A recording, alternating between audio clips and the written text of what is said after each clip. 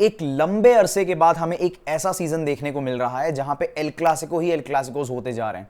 ठीक है, possible L क्लासिकोस इस बार टोटल 5 एल क्लासिकोस थे, बट अब हमें सिर्फ 4 एल क्लासिकोस देखने को मिलेंगे, which is a lot. Obviously 4 El clasicos भी बहुत होते हैं। इस सीजन का पहला एल क्लासिको हुआ ला लीगा में, जहां पे सभी ने कहा रियल मैड्रिड की क्या ही कोई तगड़ी टीम है भाई, ये टीम तो पिछाड़ देगी, ये कर देगी, वो कर देगी बार्सिलोना को।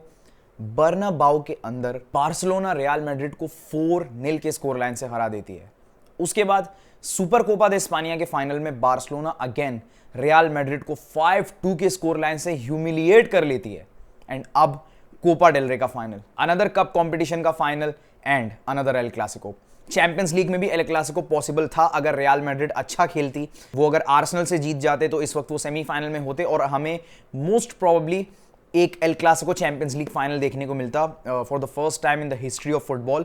बट वो हो नहीं पाया, लेकिन अभी भी 2 एल क्लासिकोस बाकी हैं, एक ला लीगा में जो हमारे होम पे होगा यानी कि बार्सिलोना के होम पे, और एक कोपा डेल रे का फाइनल। लेकिन आज हम लोग प्रीव्यू करने वाले हैं कोपा डेल रे के फाइनल के बारे में। कोपा डेल रे के फाइनल के बारे में मेरे क्या थॉट्स हैं, मेरी क्या प्रेडिक्शंस है, उनके बारे में हम आज की वीडियो में बात करने वाले हैं। तो सबसे पहले मैं चाहूंगा कि आप लोग वीडियो को लाइक जरूर कीजिए एंड चैनल को सब्सक्राइब जरूर करना। आप लोगों को अंदाजा नहीं है कि आपके सब्सक्राइब करने से मुझे कितनी ज्यादा मोटिवेशन मिलती है कि मैं और अच्छी वीडियोस बना पाऊं। तो स्टार्ट करते हैं बिना टाइम वेस्टिंग के। तो सबसे पहले मैं बार्सिलोना की लाइनअप के बारे में बात करना चाहूंगा, बिकॉज रियल मैड्रिड का एक फिक्स लाइनअप नहीं होता। हर मैच में हमें देखने को मिलता है कभी कौन खेल रहा है, कभी कौन खेल रहा है। किलियन एम्बापे का भी कंफर्म नहीं है कि वो 100% फिट होके आएगा इस मैच में या नहीं।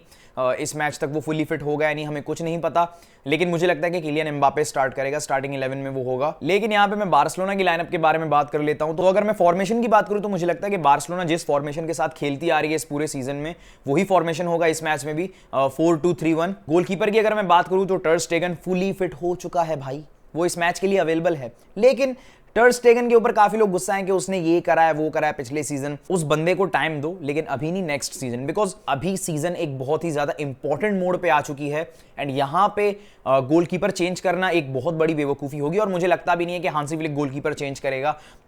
इनाकी पीनिया को खिलाना बहुत मुश्किल है, टर स्टेगन तो दूर की बात है। सो आई डोंट थिंक कि टर स्टेगन स्टार्ट करेगा, मुझे लगता है शेजनी ही स्टार्ट करेगा इस मैच में भी। इसके अलावा डिफेंडर्स की बात करूं तो मुझे लगता है कि लेफ्ट बैक जेरार्ड मार्टिन खेलेगा। काफी बार्सिलोना फैंस को जेरार्ड मार्टिन उतना नहीं पसंद। बार्ले की इंजरी के बाद सारे के सारे बार्सिलोना फैंस काफी डरे हुए हैं, स्पेशली एल क्लासिको के लिए, कि यार लेफ्ट बैक की पोजीशन पे हमारे पास प्रॉपर लेफ्ट बैक नहीं है बार्ले के अलावा, तो कौन खेलेगा।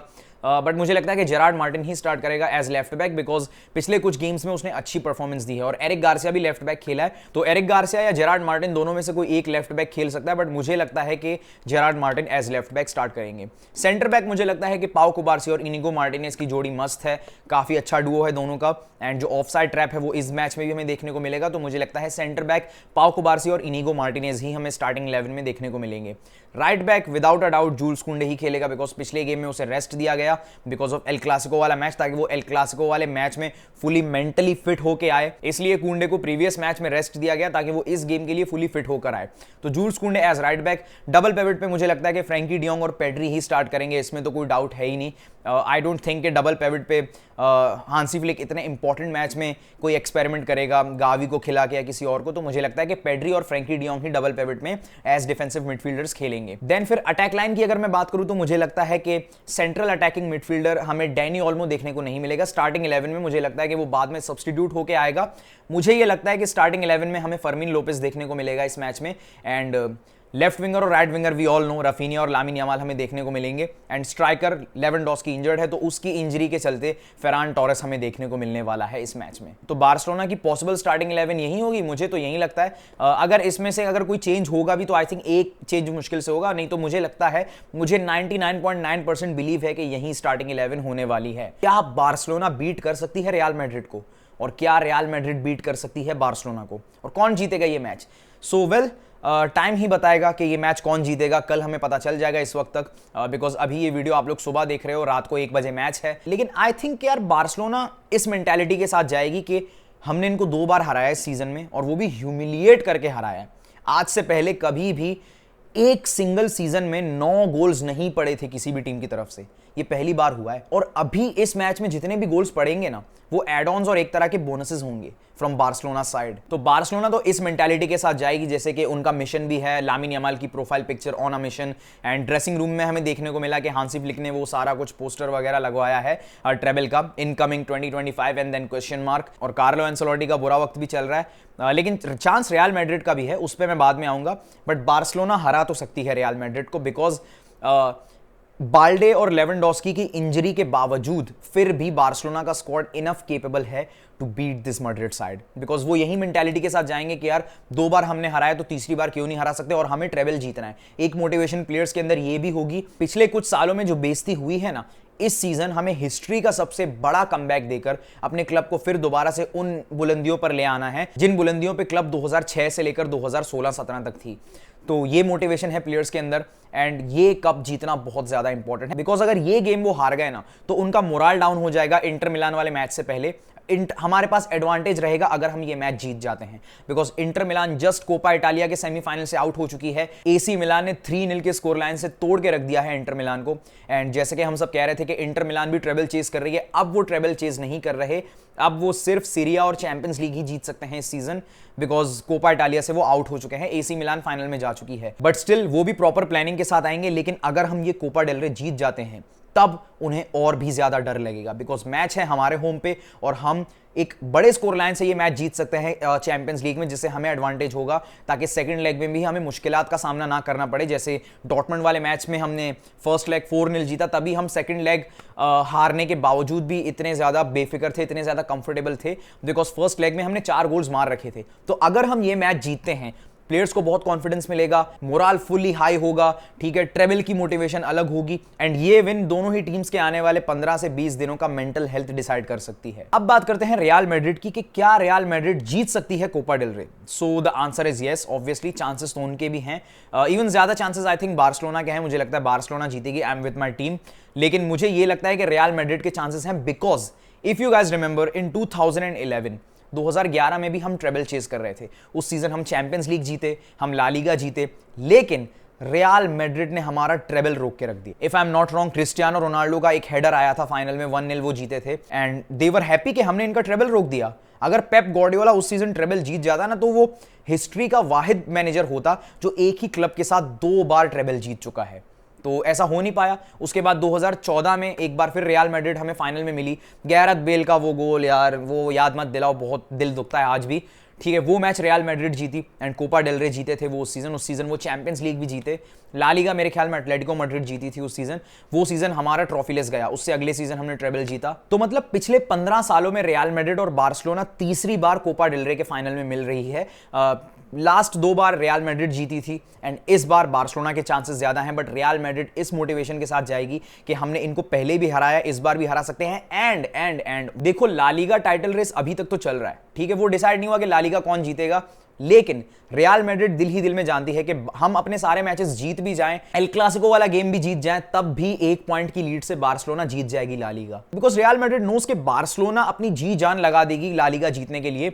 वो अब हारने वाले नहीं है किसी भी टीम से, वो अपनी भरपूर कोशिश करेंगे कि वो हर मैच जीतें, बिकॉज ये हमें पिछले 2 मैचेस में दिख भी गया। सेल्टा विगो वाला गेम आप देख लो, मयोर्का वाला मैच आप देख लो, उसमें इतनी डोमिनेटिंग परफॉर्मेंस थी बार्सिलोना की। मयोर्का के फैंस को थैंकफुल होना चाहिए लियो रोमान का कि उस बंदे की वजह से मयोर्का ने 1 गोल कंसीड किया, वरना जितने शॉट्स ऑन टारगेट थे ना, कुछ 8 या 9 शॉट्स ऑन टारगेट थे, बार्सिलोना ये मैच 4-0 या 5-0 जीतने वाली थी। 40 शॉट्स थे इन अ सिंगल गेम, 8 या 9 शॉट्स ऑन टारगेट। बार्सिलोना की तरफ से fully dominating performance, 79% ball position. और अगर दूसरी तरफ हम बात करें तो गेताफे वाला मैच इतना ज्यादा कंफर्टेबल था नहीं रियल मैड्रिड के लिए। वो तो आर्दा गुलर का गोल आ गया और कोर्तोआ की ब्रिलियंस। भाई कोर्तोआ ने इस सीजन रियल मैड्रिड को बहुत ज्यादा बचा रखा है, अदरवाइज ये आर्सेनल के आगे भी 2-3 गोल ज्यादा खा लेते। कोर्तोआ की सैलरी बढ़ानी चाहिए रियल मैड्रिड को सीजन के एंड में। तो उनको ये दिल ही दिल में पता है कि ला लीगा तो बार्सिलोना जीत जाएगी। चैंपियंस लीग से हम ऑलरेडी आउट हो चुके हैं, सुपर कोपा दे स्पानिया बार्सिलोना जीत चुकी है। तो अगर अपनी इज्जत इस सीजन बचानी है ना, ये सीजन हमें ट्रॉफीलेस जाने नहीं देना, तो एक ही ट्रॉफी है कोपा डेल रे, और वो भी बार्सिलोना को हराना है फाइनल में। ये अगर जीत गए हमारी इज्जत थोड़ी सी बच जाएगी। अगर ये भी नहीं जीते तो लोग लिटरली हम पे थूकेंगे, लोग इतना मजाक बनाएंगे कि इस टीम को इतना ज्यादा हाइप कर रखा था तुम लोगों ने सीजन के स्टार्ट में कि यार इस टीम में एम्बापे आ चुका है, एम्बापे, विनीशियस, रॉड्रिगो, बेलिंगम, ब्ला ब्ला ब्ला, इतने सारे तगड़े प्लेयर्स इस स्क्वाड के अंदर वर्ल्ड के टॉप प्लेयर्स हैं, एंड स्टिल इस स्क्वाड ने अपने पहले सीजन में ही कुछ नहीं जीता। इनका पहला सीजन ट्रॉफीलेस गुजरा। तो ये एक काफी शर्म वाली बात होगी रियल मैड्रिड के लिए। उनके अंदर ये मोटिवेशन है कि हमें इस सीजन एक ट्रॉफी तो जीतनी है, एंड पॉसिबल ट्रॉफी है कोपा डेल रे। सबसे ज्यादा चांसेस कोपा डेल रे जीतने के हैं। तो रियल मैड्रिड टफ टाइम तो देगी बार्सिलोना को इस मैच में। लेकिन अगर हांसी फ्लिक किसी ऐसे प्लान के साथ आता है कि रियल मैड्रिड को वो कॉम्प्रिहेंसिवली वन साइडेड हरा दें, तब भी मैं सरप्राइज नहीं होऊंगा, because he is Hansi Flick.